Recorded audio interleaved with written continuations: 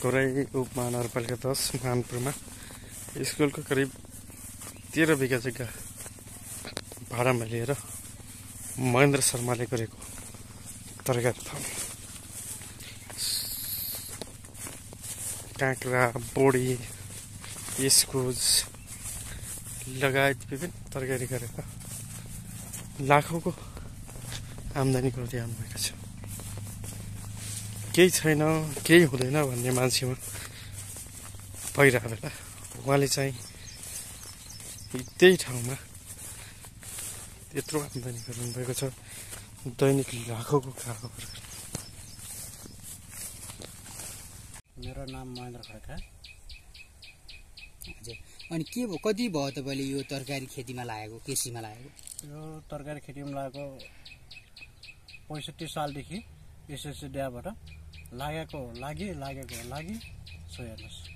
यो कसरी तपाईँ चाहिँ यो पेसामा चाहिँ लाग्नुभयो? यो पेसामा बुवाले नै यही खेती गर्दै आएको, त्यसपछि सम्भावना यसमै देख्यो, त्यही भएर अहिले व्यावसायिक तरिकाले लाग्यो र विदेश गए पनि उही पैसा कमाउने हो, यहाँ पनि पैसा कमाउने हो भनेर यही पेसामा लाग्यो। अब के छ अहिले तपाईँले यहाँ चाहिँ अब रोल्पा, सुरुमा रोल्पामा गर्नुभयो, हजुर हजुर, अहिले दाङमा गर्नुभयो। हजुर, रोल्पा र दाङमा के फरक रहेछ र तपाईँहरू चाहिँ रोल्पा कतिमा खेती गर्नुहुन्थ्यो, अहिले यहाँ कति क्षेत्रफलमा गरिरहनु भएको छ? रोल्पामा पनि 100-150 रुपियाँमा गर्थ्यौँ हामीले खेती। सबभन्दा ठुलै नै होला हाम्रो रोल्पामा गरेको हुने। त्यतिखेर त्यहाँ के भयो भनेपछि बजारको धेरै टाढा, त्यो ढुवानी गर्न समस्या बाटोघाटो नै। आजभोलि त गया छ बाटोघाटो। त्यहाँ पनि हामीले आफ्नो जग्गामा त प्राइभेट बाटो खनेर 2-2 लाख खर्च गरेर 2-3 किलोमिटर हामीले आफै खनेर लगाएको थियौँ त्यहाँ पनि। तर त्यहाँ पर्याप्त मात्रामा तरकारी उत्पादन गर्न सकिन, ठुलो मात्रामा अहिले व्यावसायिक हुन सकिन।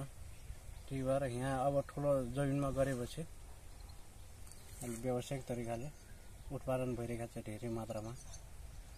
कतिमा गर्नुभएको छ अहिले तरकारी खेती? अहिले 13 बिघामा छ। 13 बिघामा।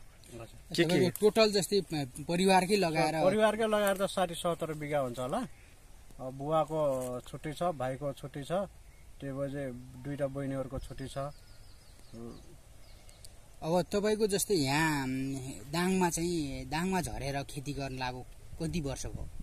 दाङमा झरेर खेती गर्न लागेको हामी 77 सालमा झर्याम। 77 होइन,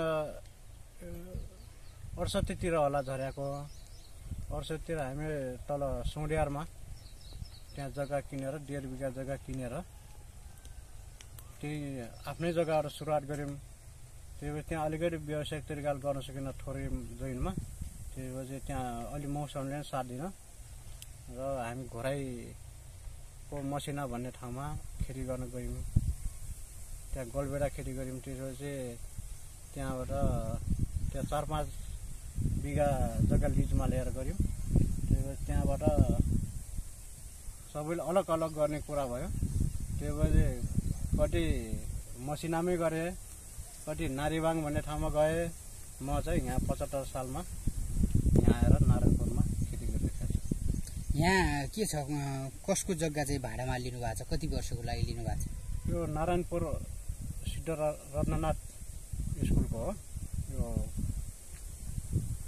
यो म दोस्रो व्यक्ति हो। पहिलो व्यक्ति उद्यमशील संस्थाले यो जग्गा उहाँले लिजमा ल्याउनु भयो, त्यो उहाँ मार्फत मैले ल्याएँ। 11 वर्ष लाग्यो। मैले 75 सालमा ल्याएँ। यो 86मा सकिन्छ यसको म्याद। वार्षिक जस्तै 13 कट्ठाकै कति तिर्नुहुन्छ? 13 बिघा। 13 बिघाकै कति तिर्नुहुन्छ? 13 बिघा टोटल 5 लाख जान्छ वार्षिक। हजुर, वार्षिक 5 लाख भाडा।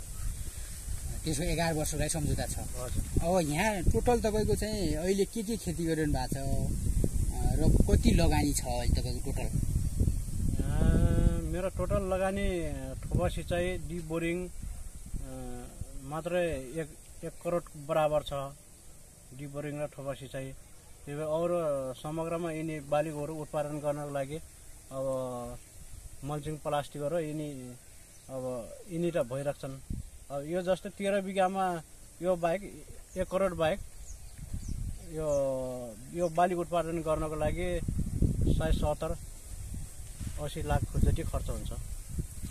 अब जस्तै तपाईँले दैनिक कति तरकारी चाहिँ बिक्री गर्नुहुन्छ? जस्तै गाडी भन्दा पनि लगभग केजीको हिसाबले कति क्विन्टल चाहिँ यहाँबाट 80-90 100 क्विन्टल हजुर दैनिक? हजुर।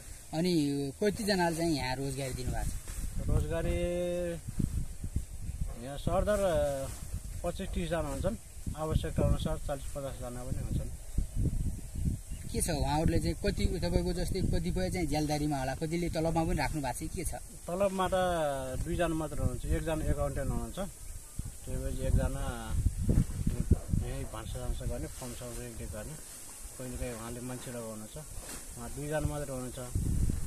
अरू बाँकी चाहिँ सबै दैनिक हुन्, तर दैनिक भयो भने 30 दिनमा 30 दिन आउँछन्। 30 दिन आउनुहुन्छ? हजुर। ए अनि उहाँहरूले चाहिँ जस कसरी दिइरहनु भएको छ? दैनिक जालदारीमा दिइरहनु भएको छ? हजुर दैनिक। ए अनि अब जस्तै तपाईँले यहाँ अहिले तरकारी उत्पादन के गर्नुहुन्छ र यो सिजनेबल हुन्छ कि तपाईँको बेमौसमै कस्तो तरिकाले? कुनै चिज बेमौसम हुन्छ, बेमौसम गर्नलाई अलिकति खर्च बढ्छ तपाईँको। अब आजभोलि अब योभन्दा अलि अगाडि गर्नलाई चिसो समयमा लो टनेल बनाउनु पर्छ, बेमौसमीको लागि अलिकति खर्च बढ्छ।